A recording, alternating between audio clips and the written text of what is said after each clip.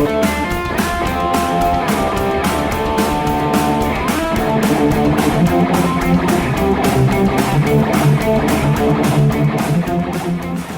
everyone and welcome to Weekend Rental, episode 73. We are your gaming and geek culture podcast.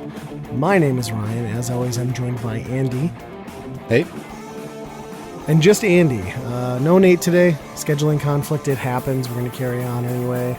And hey, if you like our content, check out all the other amazing geeky content. Whether it's articles, podcasts, and more, you can find some amazing stuff over at geekade.com. What's your geek?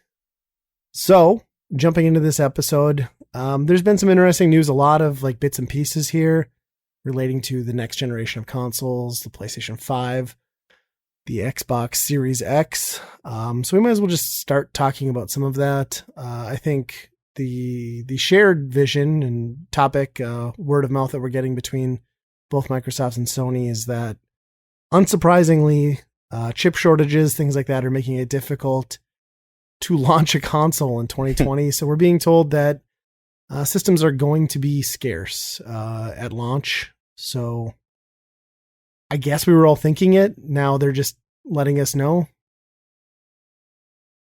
I'm surprised that they're still like, yeah, we're still planning on this year. Cause I mean, you think about all the people that are scrounging around for, don't have a week to week paycheck anymore. Right.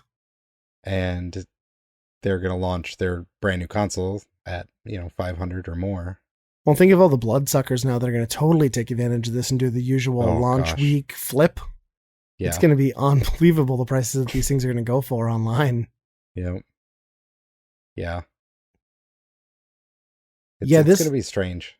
Honestly, this holiday season could easily just go to the Switch. If the Switch just has a couple bangers, like first party big titles coming out in that fourth quarter or leading into the fourth quarter, it might be the only console you can get, or the one you already own that has good games coming out for it, because it's not looking good. I mean, Xbox even went so far as to say, expect most of this launch lineup to be delayed.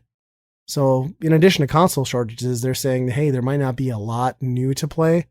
I think they've kind of like stuck with Halo Infinite will be available alongside launch, but even that isn't, I think they've said it isn't even a certainty. So I don't know. That's crazy. Yeah. Especially at holiday time. Why would you half-ass your new launch? Because it takes the legs out from your old console too. So even if that's available, nobody's going to buy it because they're going to be like, well, the new one's out. Right. It's true. You could have totally leaned into like existing gen, done some price cuts, done some bundles, and just waited until maybe second quarter of 2021. Yeah. Would it have mattered? Because honestly, at this rate, it's looking like that's when most people are going to be able to get their hands on this stuff anyway. Mm-hmm. And if there's nothing to play in that first 6 months, honestly, there wasn't a lot to play this gen in the first year. And that didn't have the problems of Corona. So it's crazy. Yeah, there's a lot of remasters I remember last time, and so many. What are they going to do this time? Remaster it to 4K again? Like, right. Well, it's Shadow Colossus syndrome, right? You just remaster every 4 years and call it a new At least game. that one was like a total remake. So. Right. Finally, yeah. But yeah, it's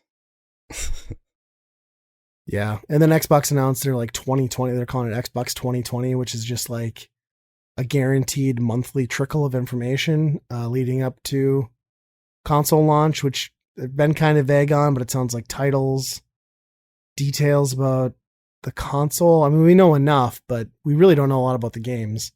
So I assume that's what they're shining a light on, probably. Yeah, we should stress we're recording this a day before they're doing a third-party showcase, I think. Oh, really? On some games tomorrow, I believe.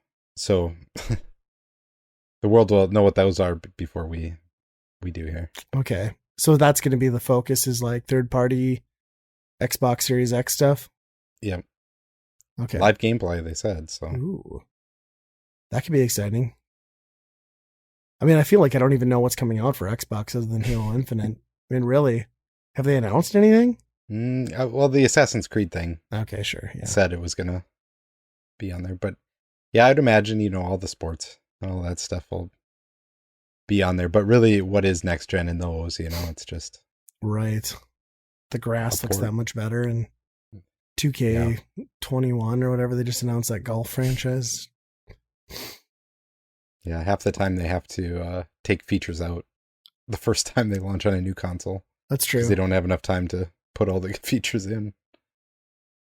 Or if it's a Switch, you just sell people the game that you made 3 years ago and then call it a new game. It's the Legacy Edition. Right, yep. Yeah, so it'll be exciting. It'll be cool to see what's coming out. I feel like in the absence of E3 and everything else, like that's a smart thing to announce and at least get people excited and know where to go to for information. Because it's been really quiet for May. We're 7 months away from these new consoles, supposedly, and we know almost nothing.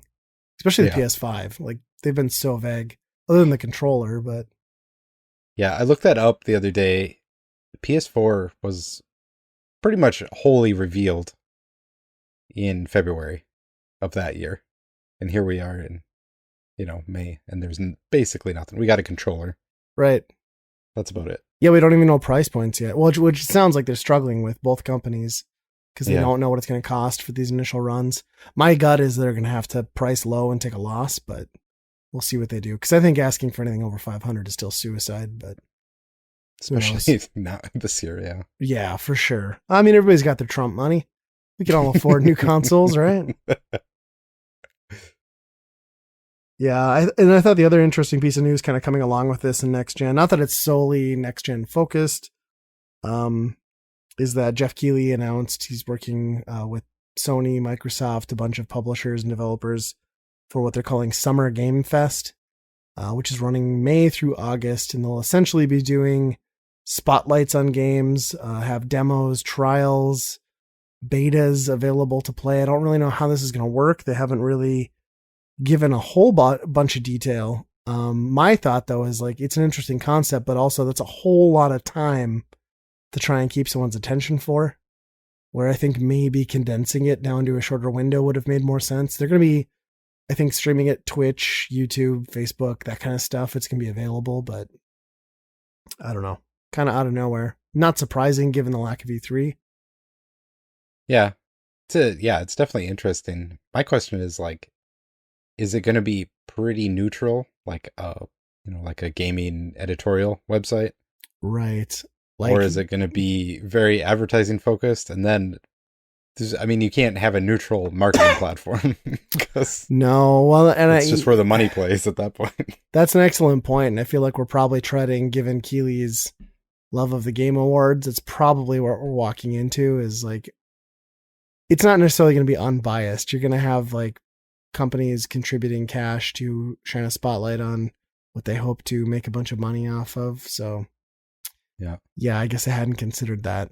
It's probably not for the little guy, is it? It's probably your AAA titles coming out for next gen. Yeah, it could be. Yeah, I have no idea. I mean, the Game Awards definitely has a lot of indie stuff in it as well. Not so much on the announcements side of it, but yeah, that's true. I mean, they had Green Day though also, so it's tough to tell. And Bic Man or whatever the hell that abomination was 2 years ago. Oof, forgot about that. Oh, what is Bic Man doing in these hard times? Nobody's shaving. He's been collecting unemployment for quite some time now. Corona hit him hard. How do you sell product when you have to stay 6 feet away? I don't know. Yeah. So it'll be interesting to see what comes of that, I guess. I don't know how interested I am in it, but I'll be certainly interested to see what news comes of it. I mean, hopefully it's some exclusive unveilings and stuff, since Keighley seems to be all about that anyway. So he's got the tie-ins. We could see about anything, really. I can't imagine there's many of them for this year, though. Right. Anymore. It was at first it was like E3's not happening. What are we going to do with all the big game announcements? It's like, well, there's no big games coming out this year. So yeah, that's true. Yeah, that's crazy. Who knows what to do? I'm sure they're just scrambling to figure this thing out. Like, okay, we got people ready to go. Let's plan it. Yeah. Because he just kind of bailed on E3, 2.5 months ago? Not even, probably. So he hasn't had a lot of time probably to work on this, but. No, he's It's a quick worker. I guess. Huh. And then I guess if we're talking next gen, we might as well touch on the last piece of news that came out from Sony's camp. Not necessarily news, but a patent leak. It looks like Sony's trying to develop and patent some new controllers for their VR, in theory, that does index tracking, index finger movement and tracking. Probably a reaction to Valve's controller that just came out. So in theory, with the upgraded version of PlayStation VR, you would be able to reach out and grab things with your individual digits versus just kind of sticking a gun up in the air or slapping things out of the way. I don't know. Could be cool. That part would be nice. I'd like them to actually fix the part where my hand just floats away for a while. Right. Yeah, that might be the first part, but just to not get ahead of ourselves. Yeah, but there's definitely some sensitivity that could be adjusted. It does mean, like, for me, it intrigues me a little bit because it might mean we get to see Half-Life Alyx, assuming the controller could then support it. Mm-hmm. Might get to PlayStation 5.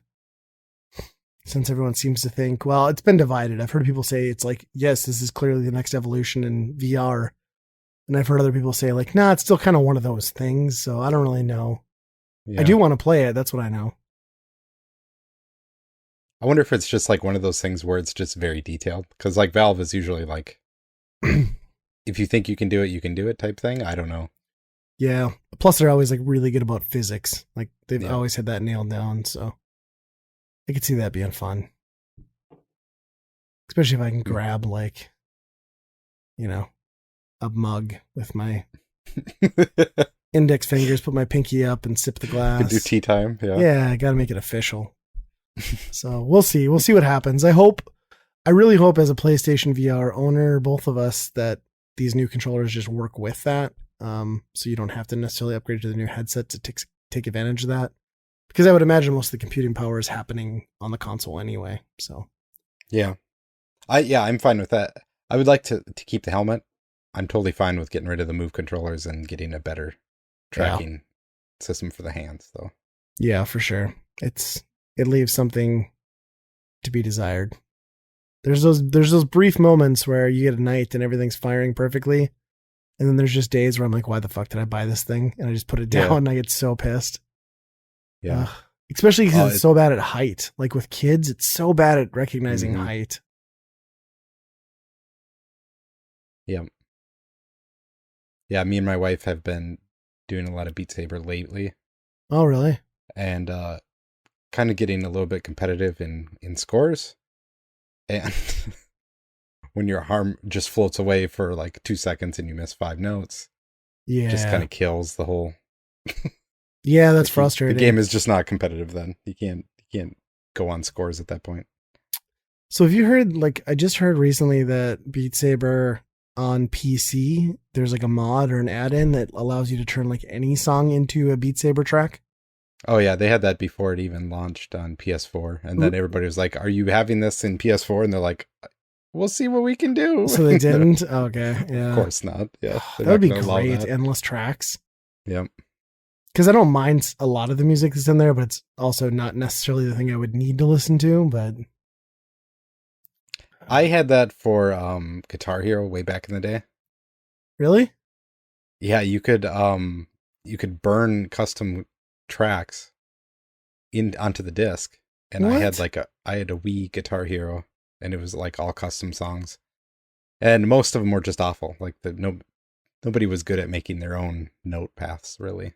So, like, onto the game disc, you burnt it? So you had to, like, take the chance of ruining your game to burn this. Well, I had a chip on my Wii at that point. Oh, so gotcha. Yeah. I was basically making new images with it. Gotta be careful with those chips in your Wii, man. I don't know. Yeah. You want to get salt in them, it stings. I had no idea that was a thing. That's crazy. Yeah, oh my gosh. Yeah, just thinking about that now. That was so much work for basically... no reward. Yeah. Because most of them were like, here's this cool song, but we're going to fuck you over because we're just trying to we're trying to one up like through the fire and the flames type thing. Sure, it was like Kaizo Guitar Hero, pretty much. Yeah. I could see that. So, not that this really ties into what we were talking about, but the whole Beat Saber thing got me thinking. I finally, with, Star Wars Day just having happened and Disney putting the final movie on Disney Plus, I finally got to watch the fuck up of the Skywalker or whatever the hell that movie's called. I still haven't gotten to see it. Like, I went in with the lowest expectations, just pissed at what has become of this franchise and property, and that is the way to watch this movie. 100%. Oh, I could list like 30 things that piss me off about it right now, but I'll let you watch it and then we can talk. But it's exactly what you'd expect. It leaves you as uninspired and impressed as you were probably thinking it would, having seen the last movie and Solo, and if you've put yourself through that. But yeah, they made some bad decisions and leaned into every nostalgia piece they could. And there's porgs. Maybe just one scene, but there's porgs, which can't have that. Ugh. I can't believe that thing. It's a numbered Star Wars movie, and it seemed like nobody gave a shit about it.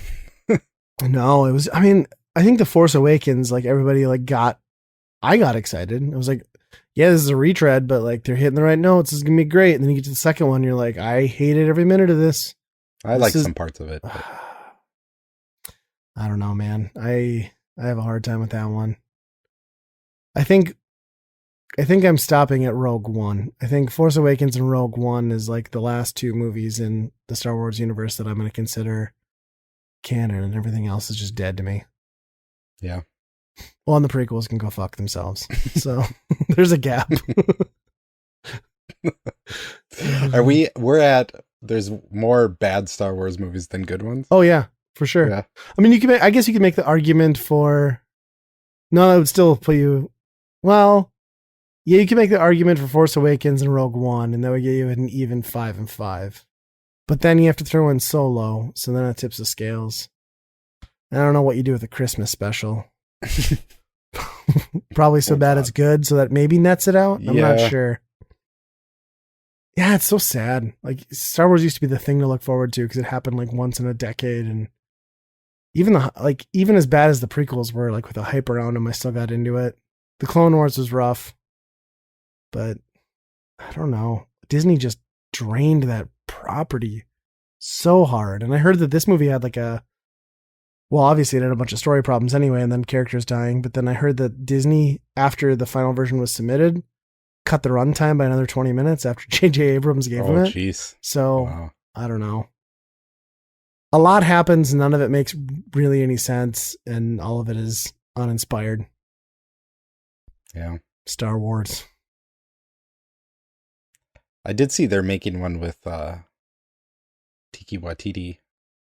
It's the guy's name. He made the last Thor movie, which was really good and weird. Yeah. I think he just did Jojo Rabbit, which is like Hitler being your imaginary play friend. Oh, that sounds fun. So yeah, he's a weird guy, but what do they got him working on then? Like a side story? It just said a new Star Wars movie, so yeah, who knows? Okay. I can't imagine they're just going to be like new trilogy.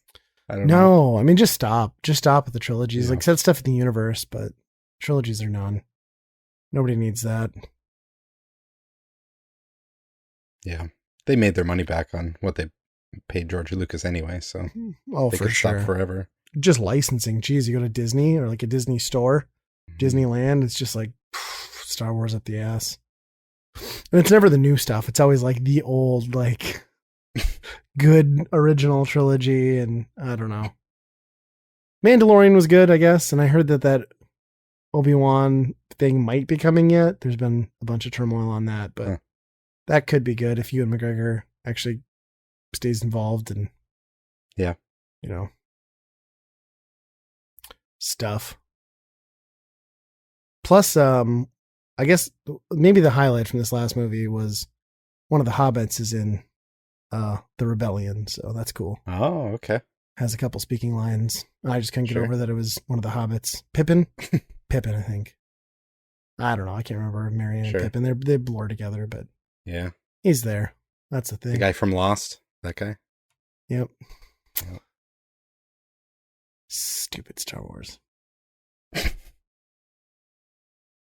So what else you been up to? What have you been playing? What news is out there?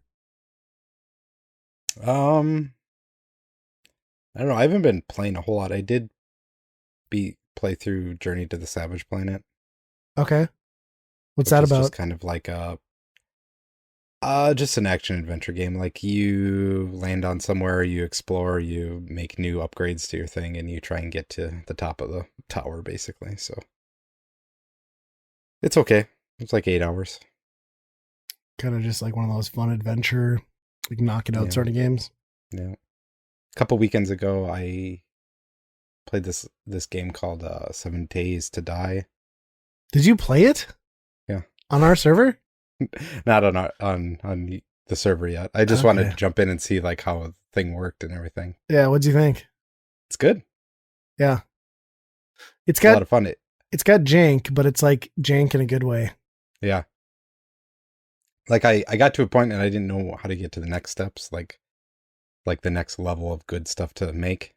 Yeah. So I was still making wood shit and Yeah, it takes a little while to get some of that. You can with the traders, you can like work your way up and get some like new materials and things, but it helps in a group a lot too, because like you can spread out your spec changing. Like I spec towards like growing and cooking usually, and then if you got somebody else like Justin, he'll spec into like weapons and building, so things go a lot faster. It's a lot harder on your own. Sure. But so my problem is like I never got to a trader because I would head toward it and then it'd be like, oh, what's over here? Oh, here's a house. And, sure. And then you're just like completely full of shit. And then like, well, I guess I got to take this back now. Yep. So that's just never got to it. But yeah, they offer like new recipes and stuff like that. Is that? So you get different materials and like earn a rep or like not rep, but like tokens and stuff to purchase things. They offer you mostly better gear, and then incrementally they'll get you like parts that you need for manufacturing that are kind of key. So that kind of is more where that comes into play than anything really. And then you can get experience points to level your guy faster. It's usually good to know where one is so you can get to him, but for the most part, they're pretty plentiful. And by the time you get to the point where you've got transportation, it doesn't really matter. You can just kind of drive around until you find one nearby. Oh, you can make cars and shit? Oh, yeah. You can make, well, bicycle is usually the first step. And then there's like a moped, which we tend to skip because bicycles work pretty well. And we go right to motorcycles. And then there's a car, but then we go right to helicopters after that. Jeez, so once you have helicopters, like game on, it's pretty sweet. And the helicopters are as broken and unmanageable as possible. So you're like taking your life into your hand every time you take a motorcycle out. But yeah, man. Okay. Yeah, that changes everything. I'm just sitting there like I played probably like 2-3 hours of it. And I'm still making wood sticks, Yeah. Things. You get stuck there for a while. I mean, honestly, like it's probably, we're 30 days in on our new game with the two of us. And like, we just got to sustainable food and sustainable weapons. And we don't have a horde base yet, which pretty much means like when horde night comes, we're just kind of out in the open. Then we run like hell and like take pot shots and just keep running throughout the night because we got nothing to defend ourselves. And if you stick at your home base, it gets destroyed. So next up is horde base. Like once you can get food readily available and weapons, and then you can build a horde base that is concrete, you're pretty good. Okay. But yeah, I'd say where you're at is like the tough spot. Like that first probably 21 days is rough. Do they come every night too? No. I mean, you'll have more zombies at night, but okay. It's every 7th day. And then on your calendar, like it'll say day, whatever, 7 will be in red. And that's when from 10 PM to 4 AM, it's just like all out hell, like tons of them spawn and it's crazy. Huh. Okay. Yeah. Yeah, I'll have to hop in. I just didn't know what I was doing, so I didn't want to mess anything up. But yeah, no, for sure you'll have to jump in. We haven't played in a while because we've been kind of slacking, but we're still early on in the server. But I mean, you can jump in wherever, and then if you want to take advantage of our stuff, you can. Otherwise, you can just jump in and build, an adjacent town. It doesn't really matter. So Sure. The hard part, I guess, is it moves the whole days forward, right? If It does. only one person in there. Yeah, it does, but we kind of just wing it. Like as long as you got the ability to like run through a horde night and not get killed. I mean, if you can keep moving with even a bicycle, you're okay. Sure. It's manageable. Is there any penalty really for dying? Is it just... So it used to be brutal. It used to be you would lose like 10% of your total stats down to like 40% or something. So I was always playing on like next to nothing because I would always die. But now it's just a resurrection bonus or a resurrection penalty where you get less or no XP up until I think you get no XP up until you've earned enough XP to pay off your death. And then, so that's kind of brutal, especially if it happens right before a horde night, but it's not too bad. Cause you can always just go like mining or farming and you can make up a lot of stuff. So yeah, it's pretty fun. I don't know. It's not a fantastic game, but like, it's just got the right amount of elements to like be entertaining and you can still be creative like Minecraft. And and then every once in a while the random thing happens where, like a bear spawns on top of your head or your motorcycle gets sucked into the road and you're like, what the fuck do I do now? And I don't know. I kind of appreciate it. It's still not even like out, right? It's like still beta. Yeah, I don't think they're ever going to fully release it because I guess it's just easier for them to keep it in beta and then continue to push out content. Because I think once you publish, then there's like fees for that with Steam. So, and then I want to say they got back the rights to the console versions finally, but they right now don't have the staff to like actually update them. So really the PC build is the only one that's actively being worked on. So, and it's a pretty all right game. They're always adding new content. The Alpha 19 comes out pretty soon and that's going to have like the drones and a couple new zombie types. So that'll be cool. We'll see. Yeah. After we, talked about it briefly last time, I was talking about how that Xbox Live upgrade deal I found out was still active, which I didn't realize it was. So I went out and bought 3 12-month cards of Xbox Gold and loaded them all up. And then, for $1 only, I have Xbox Game Pass Ultimate until May of 2023 now. So, I mean, it's an upfront investment, but for like $180, I mean, that's 3 games, right? And I'm getting new content that I can play on my PC and on my Xbox One, which I just haven't used, but I figured I'm not going out and buying games right now. So now is kind of the perfect time. Plus I'd wanted to try it on Xbox, or I'd wanted to try it on PC anyway, since I'm using that more. And it's been great. I downloaded Streets of Rage 4. I know you played some of that too. I didn't realize it was day and date, so that's great because I was going to buy it on my Switch. Fantastic game. I think that holds up. It's definitely better than I was even expecting it to be. I thought they would do like an okay job, but it kind of brings beat 'em ups to the modern era almost. Like the visuals are great, simple, but it's challenging. Yeah, a lot of the same characters. Yeah, I really love some of the specials where you like, especially the girl. There's a kick that you pound down and enemies like fly up into an air and you almost like juggle them like you do in a fighting game, which is a lot of fun. Yeah, it's really nice. And it's good to see like turkeys and garbage cans and stuff again. Like that's the kind of stuff that always should exist in beat 'em ups, to be honest. Yeah. I haven't gotten very far into it. I did get to the end boss playing on normal on the first level and I ran out of lives, which I was rushing and not really trying to figure it out. So I'm not surprised. But I do want to get back in there and probably lower the difficulty and just experience the rest of the game. I heard there's like 12 levels, which is crazy. Jeez. Okay. So, I thought like, I think I finished 3 and I was like, oh, I better hold on to this. I don't want to finish it all in one night. You know? But yeah, I think there's a bunch of unlockable characters and stuff though too through each playthrough. So might be some more depth in there. I think it'd be a really fun couch co-op game or even online. Probably not too bad. Yeah. It's kind of making me realize that I'm going to need to buy more than one controller for my Xbox One because I never bothered. Because back when I played Xbox One, it was like my Call of Duty machine. So, true. Yeah. So I'll probably order one so I can play with my kid. One of them. Maybe get a couple and we'll see. Mm-hmm. And then next on Game Pass, I tried that Totally Reliable Delivery Service. Yeah, which is hilarious, but I need to play that with another person because like by yourself, it's just so frustrating. I kind of gave up. Gang Beast GTA, pretty much. Yeah, pretty much. I gave up on packages like almost immediately and just started like effing around and like flying with vehicles and crashing into stuff. Yeah. Yeah, it is. That is very much true. It is. Is it the same people who did Gang Beasts? I don't know, but it or sure Human feels... Fall Flat. Yeah, it's like both kind of in there. Yeah. Yeah, I think with a few people online, that would be just fantastic. Yeah.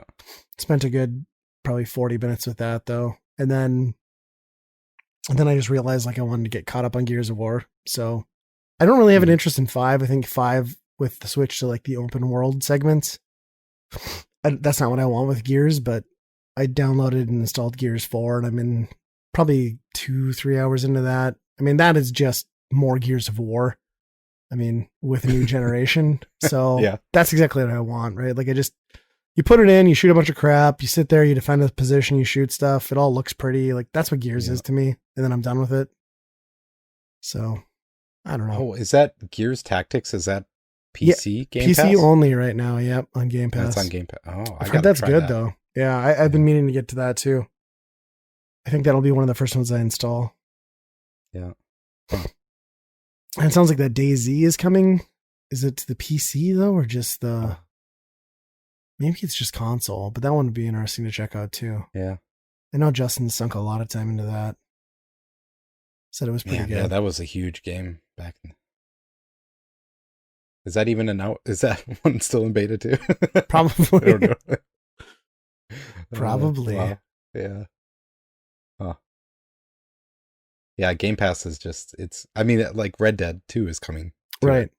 Like, right there is like immediately your money back almost. It's just. Yeah, and I kind of went through and like, you can make the argument, like there's a lot of meh on there, I guess. Like there's a lot of stuff that's like, well, I played these years ago and I'm not going to, but even just like my quick scan, I found like 4 games. I'm like, oh, I'm going to play through these. Like those 3 I downloaded. Then I also downloaded Panzer Dragoon Orta. Because like I haven't been able to get that yet for my Xbox, so I'm like, well, I want to play through that, so I'm gonna do that, and then I don't know, it's especially for the $1 upgrade. I mean, it's worth it for the monthly price too, but like considering I pretty much got it for free for 3 years, it's unbelievable. Yeah. The real cost is the hardware or the hard drive. Yes, that's true. But luckily you can. Luckily, you can just, delete stuff as you go. Yeah. But I kind of anticipate like the service carrying me into their next gen because I probably will not buy a Series X, but I'll have a lot of the stuff on PC and that'll just carry me through until the Series X is like $150 and then maybe I'll buy one. Well, not maybe, I'll buy one, but. Did they say Halo Infinite's coming out for One? Xbox One? I don't know. I think so. I think it's still supposed to. I think it's one of those games that's going to be a Series X game that also runs on One. Mm-hmm. But then, I don't know. Does that mean like, I don't know if Infinite is on PC right away. So that'll be what I'm curious at. Because I want to play that, but I do not want to buy a console for it. Mm-hmm. Yeah. Talk about the one game that they'll have and they'll just put it out on Game Pass. It's just like, wow. Right. Yeah. I mean, it is kind of impressive though, how they're willing to just do that. I saw like the count though. Subscriber count for Game Pass was like 10 million, which is shockingly high. Yeah. Like I would have never guessed given the install base of the Xbox One. That's a big attach rate, honestly. Mm-hmm. I wonder what the numbers are, like 60,000 or 60 million. So you got like 1 in 6. That's pretty good. That's pretty good. Yeah. That's really good. But like, how do you beat it? You just can't. Like, it's almost a necessity. If you own an Xbox, you have to have that. Yeah. Yeah, it's impressive. I don't know how much I'll stick with it on the console, but for sure on the PC, I'll use it as a way to supplement, Although, honestly, like when you have a PC and like with the stuff Epic gives away and like humble bundles here and there, it's really hard not to find a bunch of free stuff to play. Yeah. It's kind of crazy. The hard part is Epic, from what I've noticed, it's a lot of like those very like, oh, here's an indie game that you haven't heard of type thing, you know? Yeah. It's like a lot of them are pretty good once you get into it, but it's like, okay, I see what this is. A lot of indie games are like, you see what it is right away, and that's the game for 4 or 5 hours, you know? Yeah. I mean, every once in a while, it seems like every couple months they'll sprinkle in like a big AAA game. It's maybe not the newest game, but I don't know. Well, plus that Christmas, like 12 Days of Christmas or whatever they did, I got so much stuff out of that. It's just nuts. And I saw not Epic, but Ubisoft right now is giving away like 3 games too. Like you can get, was it Rayman Legends, one of the Assassin's Creed, maybe Brotherhood or 2, and then one other game. They're just like straight up free from, have fun, play games, you're home anyway. Man. I haven't bothered to download it, but like Rayman would be the one to get for sure. Yeah. I just have it on so many platforms already. And I've, ever since my son erased our save file on the Wii U, like I've had a hard time going back to it. It was like right at that end boss. It had everything unlocked. It's rough. Yeah. Yeah, it's a great game. Yeah. Probably one of the best platformers ever. I'd put it above most Mario games. Yep. Yeah, I don't know why they don't make any more of those like the musical levels on there. Yeah, they're so good. That first one we play all the time. We just constantly go back to it. Yeah. Nobody has really pulled that off again.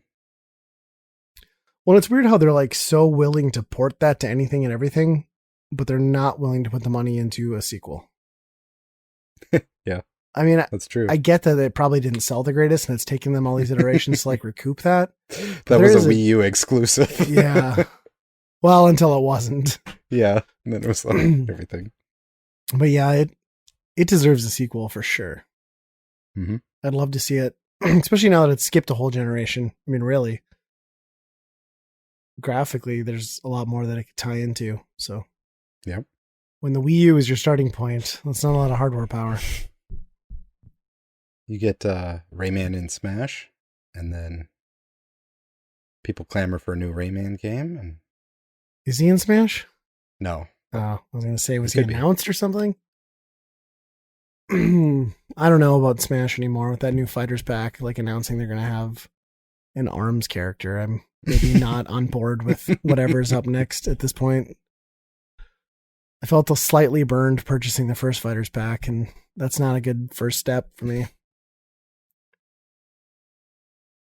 That's when you know that somebody, like the people that are making decisions are part of the marketing team and not part of... Right. They should make them just like answer all the mean Twitter comments. Yeah. It's like, no, you deal with this. You live with your shame. ARMS. Wow. So, in addition to Xbox Game Pass and like what I've been playing on there, last time, I think, right as we were nearing the ending of the recording or somewhere in there, you'd mentioned the arcade 1-up blowouts at Walmart for $50, which I hadn't heard anything about. So immediately after we recorded that last episode, I started investigating and had my sister go do some hunting in the small town they live in. And sure enough, between that and some other work I've done on my own, I now own 3 more arcade 1-up machines. Jeez. All $50 a piece. So I ended up getting Galaga was my most recent one. I got Street Fighter, and then I got the Final Fight cabinet. So the only other one that I think that was clearanced out was the Rampage, which I already own, and then the Star Wars, which I just found out from our buddy Brandon that they had at the one in Walmart in Watertown for $50, which would have been killer. What? Yeah, he said it was all gone before he got there too, but yeah, I don't know. It was just at that price. How do you say no? The artwork's worth it alone, you know? Yeah. I thought they didn't have a Pac-Man one there either, huh? Not. I guess my sister didn't say anything about where she looked. They had a Mortal Kombat, which wasn't on sale, but they did not have one at Detroit Lakes, which is where I went and got the Galaga. Oh, sure. Pac-Man would be a good one, though. Yeah, that's right. I forgot about that one, too. And Asteroids, I think in some places have been $50. Mm-hmm. The problem is a lot of those are like the very early runs, so they don't have the guards for the control panel. So you have to order those through limited run, or not limited run, but Arcade 1-Up separately, but it's, like a $20 cost. So yeah, it worked out pretty good because now I have like my barcade in my garage. And then I set up my office in our garage, which is like a fully finished heated garage for anyone that's interesting. Because while my wife and I are stuck at home and our kids are stuck at home, I needed my own space to work. So now I have this pretty killer barcade that is also my office with all these arcade games lined up. And it's pretty ideal, especially Galaga. I got to say, like, I wasn't sure about Galaga, but Galaga is the perfect, I need a 3-minute distraction from work game. Oh, okay. Yeah, because it's just 1 quarter. I can slide right over there. It's like 4 feet from my desk, and I crank out a game, reset, and I go back and get back to work. And I do that like 2-3 times a day, and it's awesome. I'm loving it. See, that's perfect use. I always thought, like, I think I saw like a Galaga pretty cheap. It was probably the one in Detroit Lakes, and I'm like, it's Galaga. Like, right. There's no legs on that. But if you're using it in that way, that's yeah. I've gotten really sucked into it. But it's definitely like a 5-minute game and then it's got Galaxian on there, which Galaxian is awful. That is a bad, bad game. I mean, you're never going to play it. Yeah. Not when you have Galaga, I guess. Yeah. But it's been fun. My kids have been liking it. I'm not a Street Fighter guy, but my kids like playing that one. I got really into 1944 on the Final Fight cab. That's awesome. That's a great shooter. And then just, having those available in the house or on the property, I guess, in the garage is just kind of cool. I have to build risers. I think I'm going to build a rolling riser set for this like new wave. So then I can roll them back behind my bar in the barcade because it is a garage, like a functional garage space that I'm going to need to park a car into. So I'm going to put it on wheels. It'll be kind of nice. And I don't know. I don't need to go to the local barcade anymore. That's for sure. I got plenty of options. Yeah. Nowadays. And I don't even need the Pac-Man because I got Hangly Man. I'm already set. That's true. Yeah. I was so pissed because like I have that thing that checks all the Walmart things. And every time it says like limited stock, it's usually like it's never there. 90% of the time it's never there. Yeah. And we were looking that night. I'm like, this town has it, but it says limited stock. It's probably not there. And then the next day you're like, oh, look what I got. Well, yeah, and we were only looking for the Street Fighter one. So my sister called me back and was like, no, they have this other one, like Final Fight. And I'm like, get it. I'm like, buy it, please. Yeah, I don't know. It's like super exciting to get those. Then once you have them all set up and you realize how much space it takes, you're like, oh, I made a mistake. But yeah, it'll be cool.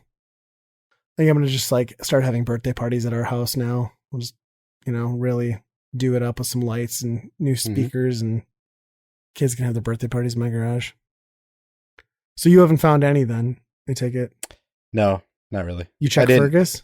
I didn't really look. Fergus only has like one Marvel cab that they've had at $3.99 or $2.99. Sure.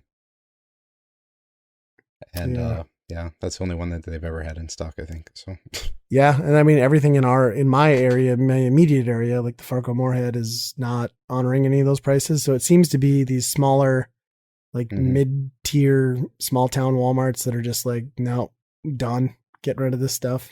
Mm-hmm. So pretty cool.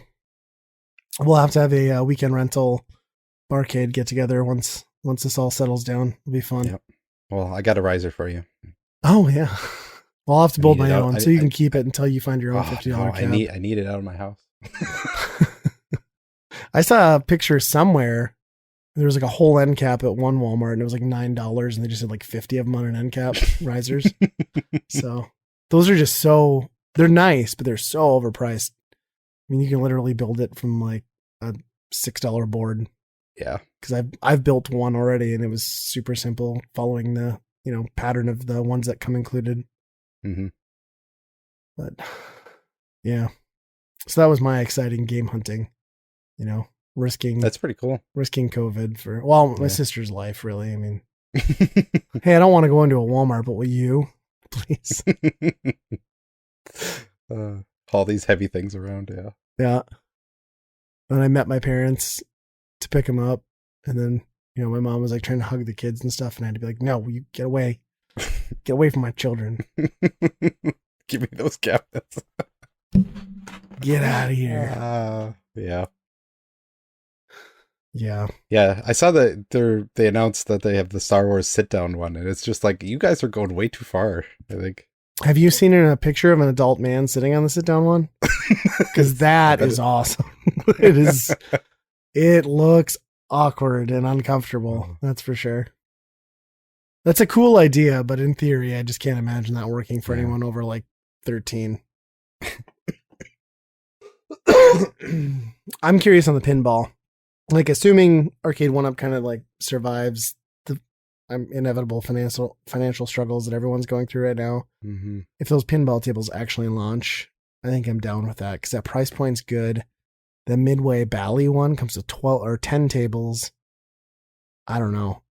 No maintenance, as long as it feels close enough, I think I'm okay with that.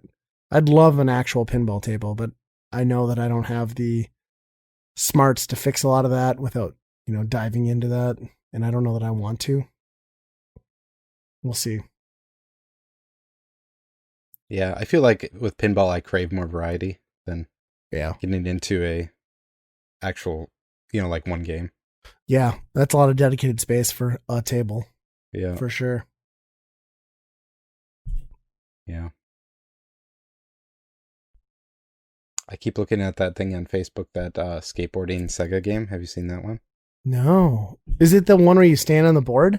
Yeah. That's a bad game. That's a really bad game. Where are they selling that at? It's done by Wapton, I think. Okay. Got the big 50-inch jumbo screen. And... Yeah, it's got all that stuff. I think he said it doesn't work right, or it turns off after it heats up for a while. And what is the asking price on that? I don't remember. I think it's $1,500. Oof. That's a little high. $1,500 for doesn't work right is a lot. Yeah. And a lot of times those maybe it's a lot less. Yeah, I don't know. A lot of times it comes down to those old TVs too that they just don't really get fixed very easily anymore. Like, it's tough to get those up and running just right. Because I've had some projection ones like that I just got rid of because, same thing. You'd be playing for a while and all of a sudden it would just shut off. It's like, oh, this is annoying. So you turn it back on and it shuts off. It's dumb. Yeah.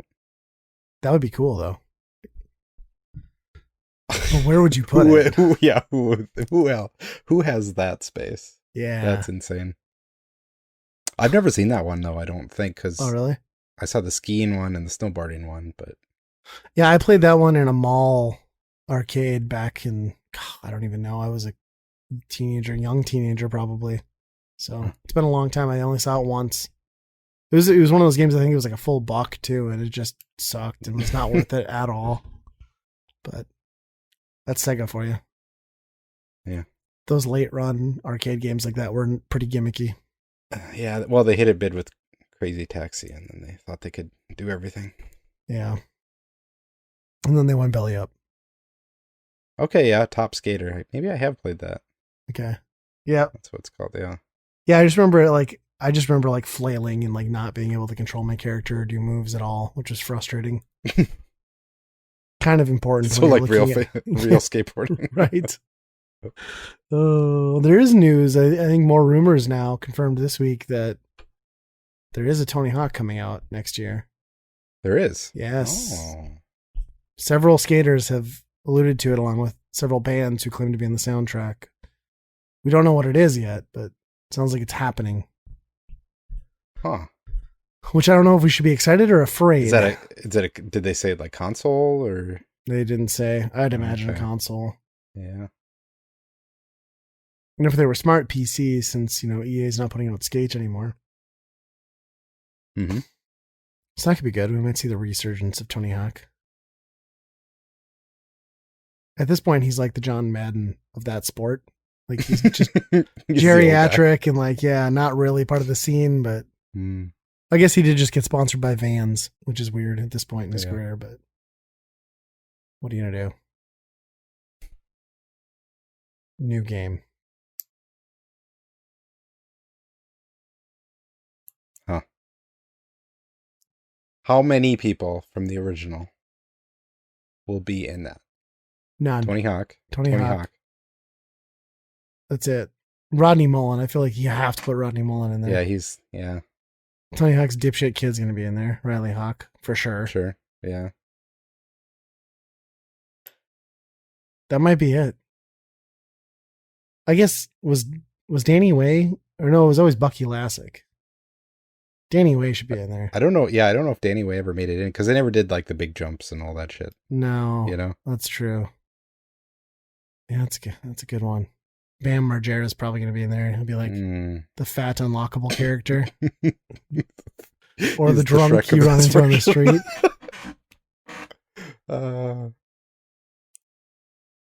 Yeah, it'll be interesting. I kind of hope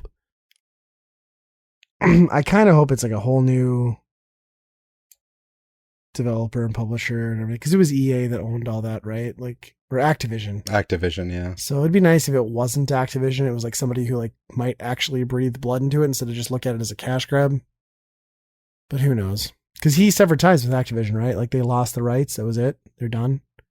Well, the contract's over. Yeah, they could always make a new one, I suppose. But yeah. Yeah. But based on what? Like, oh, you made these 3 atrocious games for me. Let's try it again.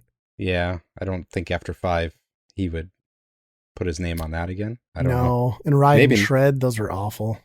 The stupid skateboard peripheral thing. Yeah. Huh. Speaking of games that get like way too many sequels, I heard Ubisoft announced something. Oh yeah, new Assassin's Creed in Viking Land. It's intriguing. New setting for them. Yeah. I'm guessing it's probably gonna be just the same formula again. Like with Origins, they like totally rebooted everything and it felt fresh. And I feel like they're just doing the same thing again. They're just getting down to, now we're making this game again and again and again in just different spot. But so they just built a new template and they're just gonna reskin it. And I never did play Odyssey, but because I played a lot of Origins and it was a long game, and then after that it's like, well, it's the same game, it's just in Greek, you know? Right. I mean, there haven't been a lot of recent games that kind of lead into like Viking and like Norse stuff. I mean, I guess you could argue like God of War felt a little bit like that, the new one. But it's a cool setting. I could see that getting some. I guess, well, who made For Honor? Was that Ubisoft too? Yeah. So I guess they've kind of already there's some of that, leaned into that a little bit. Yeah. I'm definitely interested. I mean, from Minnesota, so Vikings are definitely are. It's actually the place that I grew up was Alexandria, which is somebody dug up a stone that said it was from the Vikings and it had Viking language on it way back in the day, and they've since pretty much said it's a hoax. The farmer did it. The farmer did it. Yeah. But the whole town is staunchly believes that it's true, and this is the first known appearance of the Vikings in North America.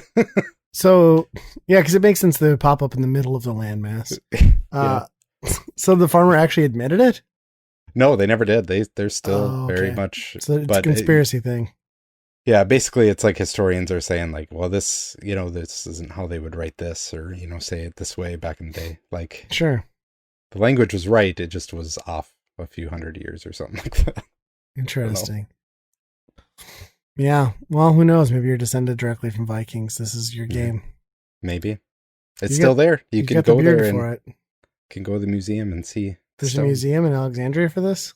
Yeah. It's right by the big Viking statue. That one. Easy to find. Yep. Yeah. That's why. Well, that's exciting. Did they mention, like, are they going to do, like, the boat playing stuff then, too? Like some of the Black Flag stuff? Yeah, you would think so, right? It would make sense. Yeah. I don't know if they've shown a lot of gameplay on this yet or not, but. Okay. And that was just kind of like a one-off reveal, right? Like they did like a one-off live stream. Yeah. And it's coming right to next gen, also current gen? Back gen, yep. Okay. I believe so, yep. Hopefully they built it forward and like are rendering it down. Because like those crossover games where it's like, we made it for this gen, but then also made it run slightly better on next, those are always disappointing. Yeah. weird Call of Duty crossover years too. It was kind of like a letdown. Yeah. Yeah, Assassin's Creed was every year they did that. Yeah. There was that one year, well, yeah, Black Flag and Rogue. They actually did 2 different games. One was on the back. Well, that's right. Yeah. Yeah, it's strange. On the back console. How many of those games are there? Oh, gosh. Yeah, a lot. 20? Because, I mean, there's like DS and stuff, right? I mean, yeah. It's crazy. Yeah, there's some weird, like, platformers, too. Like, side-scrolling platformers for it. Yeah, it's... At some point, what do you do? I mean, Vikings is almost the last thing that they can... Aliens, Assassin's Creed, Mars. Well, that's kind of what it is anyway. Well, that's true. At least the first ones. Yeah. Right. They actually had a story. Yeah. They actually had a story. Now it's just like, who knows what's going on. That story was weird. Yeah. I think that was like what made the first one stand out. That was like, oh, this is bizarre. Like, yeah. Based on the trailer, I don't know what I'm playing here. It's weird. Yeah. So they don't do any of like they don't lean into the animus or anything anymore. It's just no, like in the latest games, what was it? I don't even know if the animus one was really. It wasn't Origins. It was a girl, I think, and I don't know what they were doing in it. At one point, it was a game company, and like the animus was your video game design, basically your console that you got in and got to play around. So it's like a VR. Times. Yeah. Well, it's a much less complicated way to explain that story, but yeah, it's just not as interesting. You don't end up fighting the Pope at the end boss when you have stories like that. You can fight Mecha Hitler instead, though. Yeah, that's true. Huh. Yeah. Did you see? So I just saw this on Twitter tonight that there was a YouTube video that's been up for 8 years. Okay. Of a canceled Prince of Persia game, and nobody's noticed. This is the first time anybody's actually like really spread it out. Yeah. So like gameplay, like somebody owns a playable copy? I don't know, but it was actually gameplay that they were showing, and it looked a lot like what an Assassin's Creed would be, and I guess that's probably why they never made another one, because it's like right. I feel like it just diverged into that. Yeah. That's kind of unbelievable. Who discovered that then? I saw it on the Wario64 Twitter account. Okay. Tonight. So yeah, he posts. It's just nuts that some guy uploaded to YouTube and nobody ever found it. And well, it's just like such a sea of like randomness, I suppose. Like, but yeah, to exist for that long and not have come forward is crazy. Yeah. Yet you can put up the script, the story of Last of Us 2, and it goes everywhere in a few hours. Right. Which is too bad. Yeah. But I mean, not unheard of, I guess. It just sucks for people who didn't want to have spoilers, and like now it's just like forced down their throat everywhere, because it'll be on every thread and every preview and review. And I've been able to not see any of it, but so far. I'm just like weirdly not that excited for that game. I don't know why. Maybe because of the anxiety of the first one, but I feel like I'm going to be disappointed by it. But from what I've seen out of everything so far, it just seems like it was, I don't know. I didn't want another one in the first place, but yeah. Yeah, I'm in a weird spot like right now with games that are announced where I'm just like, I have nothing on my radar in the next year that I'm just dying to play, which is bizarre. So I'm just kind of going back into stuff I missed. Well, nobody's even put anything out there. Like, what's Nintendo doing? They're like, hope you like Animal Crossing for a while, I guess. Right. Yeah. Well, and a lot of people are putting out DLC and things like that. So there was like the Mario Maker 2, I guess, got that DLC with the worlds, which I want to explore, but I lent that game out to my brother-in-law before this all started. So I don't know when I'll be getting that back. So that'll be a while. And then they did some other like Luigi's Mansion DLC, but yeah, it's really just been kind of quiet. Yeah. And didn't, not Nintendo related, but wasn't there some Mortal Kombat free DLC coming? I think it's paid, maybe. I don't know how it works, but yeah, they always throw in crazy free characters, or maybe not free. I don't know. Additional. Yeah. And RoboCop's coming, which I haven't heard that name in a while. I thought Yeah. that property was kind of film dead. reboot that nobody watched and just quickly went away. Oh, that's right. Holy shit, I forgot that even existed. Yeah, that was very recent and nobody cared. Yeah, wow. Yeah. It's a pretty cool one, though. Kind of makes sense for how like gruesome that first one is. Yeah. It really belongs in the Mortal Kombat universe. Yeah, I hope the fatality is just them shooting a guy like 50 times or something. Until like it's just mush. Yeah. Yeah. But then how do you kill RoboCop? I suppose they just use the same. It's the same regardless. Yeah. You think some of those fatalities wouldn't work for a man who's robotic, though, but I don't know. That's true. Yeah. Is there anybody else? Probably some actual people from that lore that I'm not aware of, but I think Shang Tsung came out last time. I don't think that's his time, but yeah. That'll make a bunch of like 80s kids happy, though. Yeah. It's pretty cool franchise to see dust off. Probably really cheap too. So yeah. I saw it's like $20 on the Switch now, which is crazy. Really? Yeah. Wow, it is cheap. Which is probably not the the version to get, but no, I heard it was surprisingly good though, all things considered. Yeah. Huh. Oh, I do remember one thing. Did you see the Super Mario 64 that they've somehow managed to reverse engineer the source code just by, I suppose, guessing and seeing how things work and just like trying to approximate it themselves. Okay. And they've ported it to PC. So it looks really good and there's no fog? Yeah, you have Mario 64 on PC. It's widescreen. It's like it's just like nuts. It's the game, but modded up to modern standards. And free, I would imagine, if you know where to get it. Well, yeah, probably. Until it's gone. Yeah. Until it's always like this thing, that Metroid thing, like, oh, we made a fan-made Metroid 2, and then Nintendo's like, hey, we're making Metroid 2 game right here for 3DS. That's kind of impressive. Yeah, this year they're talking about doing the remade Super Mario 64, right? Ugh, I hope not. Well, I'm probably not the one to get excited about a better port of Mario 64, Mario Kart 64, but it's always interesting to see people pull stuff like that off. Yeah. And it kind of makes you wonder if they can do that. What can they do with other games? Like, can you then take that and re-engineer some other stuff? Well, not that there's a lot to choose from. Yeah. All those crazy hacks that are coming out that somebody hacked Nintendo, you know? Yeah. And they're getting, I mean, basically the Wii source code is out there. So like you could make your own Wii at this point. But you can get it for $10. So. Yeah, true. But like, think of the stuff that you could do, you know, just by like adding a couple lines and making your own basically BIOS system or OS system for your Wii.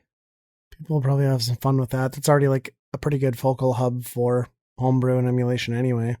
Yeah. So there'll probably be some interesting stuff that rolls out. Yeah. I mean, there was probably plenty of people that were making their own Guitar Hero things and they kept going and never stopped. So these are the people, that's the people that can do that. Yeah, it'll be interesting to see what comes of that then. I saw, not that it's not kind of along the same lines, not emulation so much, but that Terra Onion has that new chip that's coming out. Not chip, but I don't know, board that's going to work with Sega Saturn and Dreamcast. And it's a solderless solution to then drop in your optical drive and do memory and ISOs and stuff. You can do, I think it'll do an SSD. It will do a micro USB, and it'll also do just straight USB. But supposedly the one board works for both units and will recognize and load into, depending on which console you've hooked it into. And then it's got ports that work for all versions of the hardware. So the different revisions of the Saturn and the different revisions of the Dreamcast, like it's all accounted for. So, wow. And like I mean, a lot of that stuff at that level requires a good amount of soldering and knowledge, but if you don't have to do that, that's pretty attractive to like the lazy retro enthusiast. And I think I want to say it's like $200. Man. I can't remember what it's does it called. just like pop on a chip, or you still have to open it up, right? Yeah. You got to open up the console and remove a few screws. And then it's basically just a board that seats in where the optical drive would be. Yeah. So I don't know. It's pretty amazing. And it'll do like all regions. It'll, you don't need your action replays and that kind of stuff. It'll just work. So I don't know about the Dreamcast. I don't think that entices me too much, but the ability to put that in a Saturn and get a lot of those, because let's be realistic, like 6 good Saturn games are going to cost you that much, if not more. Yeah. So I don't know if you don't care about having the original media anymore, and the Saturn optical drives fail quite a bit anyway. Yeah. It's an attractive package. You can pre-order it right now.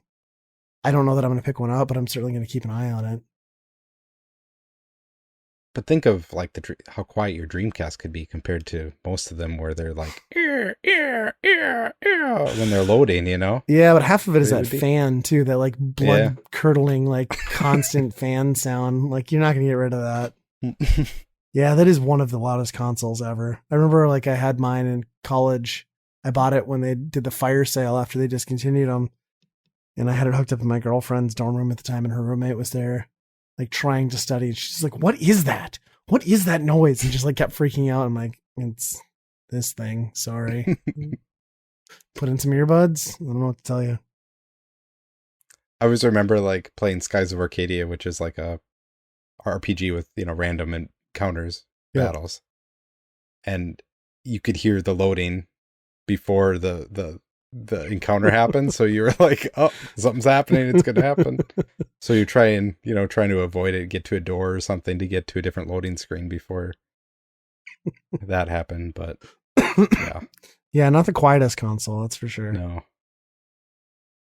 I just wonder, like, I didn't see anything on their website, but like, I wonder how interchangeable that is. Like, could you just have both your consoles sitting there and just like flop it over? And is it that simple? Would you run a risk? I don't know. Yeah.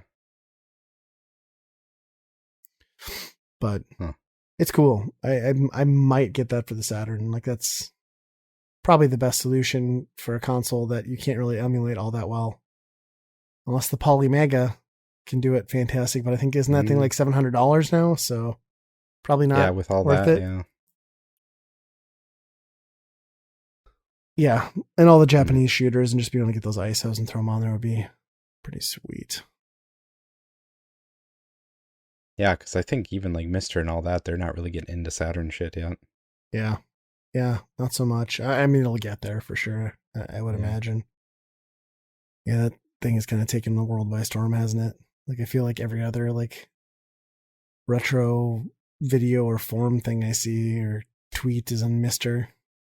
Like, what? How did this get so popular? Yeah. What does it cost anyway? Like for the base? Because you have to like assemble some stuff, right? Like you have to do add-ins and.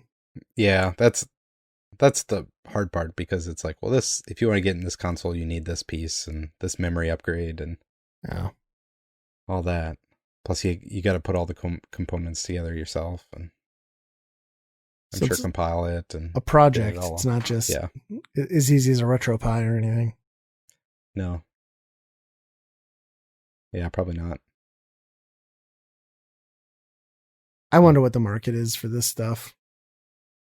Like, I feel like the retro and collecting craze and like availability and ease for other methods for like casual people is just getting so accessible that I don't know. I wonder what these boutique items are going to look like in 5 years. Like, will there still be people doing this beyond like your main hubs? Or like your Atari ages where like everything lives and breathes in like a forum setting and of hardcore dedicated people. Yeah, well, not even that. That thing got destroyed too. Did it? Yeah, somebody bought all of the Nintendo Age and all those guys and turned it into something else. Dang it. I think it's still forums and stuff, but I don't think it's the same. Oh, so this kind of reminds me, being where Geekade hosted, so the Stone Age Gamer podcast, I got my Nintendo Force magazine, right? On Saturday. and I open the front page, and there's like this congratulations promotion, like welcome Chris Randazzo. He's one of the two hosts of Strange Gamer podcast. They were like, he's become a full-time, contributor to the magazine, and they were kind of doing a brief history on what he's done and like shouted out all of the stuff he's worked on for Geekade. And I was like, oh, that's cool. Like, I'll just, send him a tweet thing, to Nintendo Force and like, congratulations. Cause like, I guess we loosely associated people on the platform. Like, not that he knows who we are or listens to our podcast or anything. And then 10 minutes later, he replies like, what? I'm shocked. I haven't got my physical print. I had no idea this was in there. So I was like, oh, did I just like ruin that surprise? I feel kind of like an asshole. So I don't know if anyone from the Stone Age Gamer podcast listens to this, but if so, Chris, I am sorry for spoiling the surprise in your inbox or your mailbox, but still awesome. Congratulations. Yes. Yeah, that's very cool. That is a great magazine. Highly recommend anyone go out to their Patreon and just subscribe. Like, it's $4.99 per issue. They put it out every 2 months. Bad. No, and you just pay per issue, and really good quality stuff. And they do nods back to the original Nintendo Power and retro games, and it's really well done for a print magazine. I like it. I like it a lot. Plus, it comes with a poster, double-sided. Oh yeah, yeah. Trading cards? No trading cards. No trading cards, sadly. Oh. Maybe if they have a $5.99 tier, we can get trading cards. Yep. As long as they're like perforated cardboard ones. Preferably, yeah. Yeah. Yep. Yes. Yep. So you got to just fold them really good before you tear them, kids, because you don't want to wreck your cards. It's tragic. Yep. Tragic. Yep. Yeah. I don't know. Huh. Anything else happen? We're talking about? I don't think so. I'm just glad that I've played a game in between a recording, because I feel like the last 3 we've done, I'm just like, I played nothing. So yeah, I played games this time. Good for me. Well, yeah, that's kind of what Game Pass is. It's like anything you just download and you pop in and play a little bit. Yep. Yeah, it'll be a good addition. Plus, when some other people are on there and I can actually do some multiplayer stuff too. I feel like my friends list is dead on there though, because it's been probably 3 years since I've used my Xbox One, like on a daily or weekly basis. So I don't know who any of the people are on my friends list anymore, which is kind of crazy because I have 20 of them. So it's interesting. We'll have to, we should get like a group together and do the human fall or the delivery service one. I think that'd be a fun podcast one. Get Nate to download it too, and Justin, and because I think it's 4 people, so it'd be perfect. Yeah, we've been trying to get to the blimp, and it seems like it's nearly impossible. What can you do local co-op? Can you do all 4? I think so. Yeah, I don't know. I've only done 2 though. It shows 4 spots, but I don't know how that would.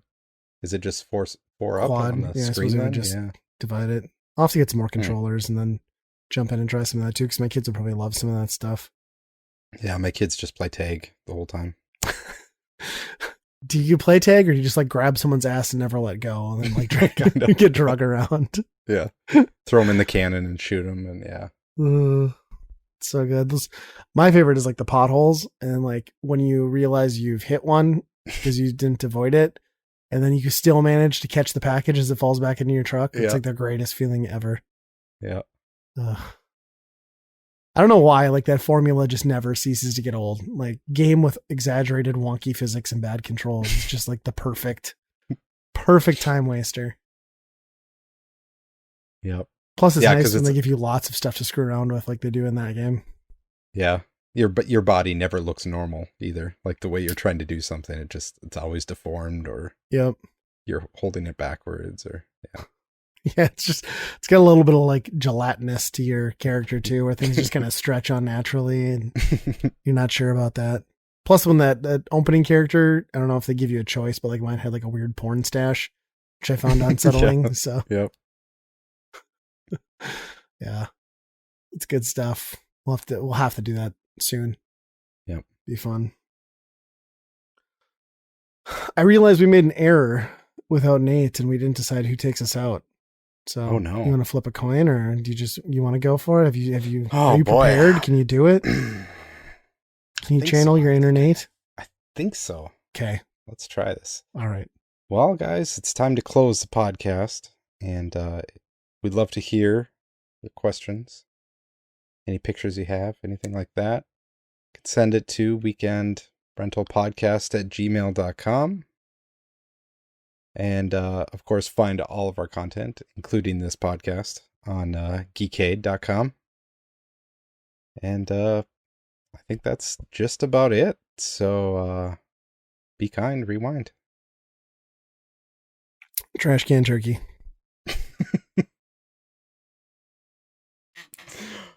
Shit, it's hard to come up with one when you have to do the outro. That's your out. It's fine. Yep. You get a mulligan.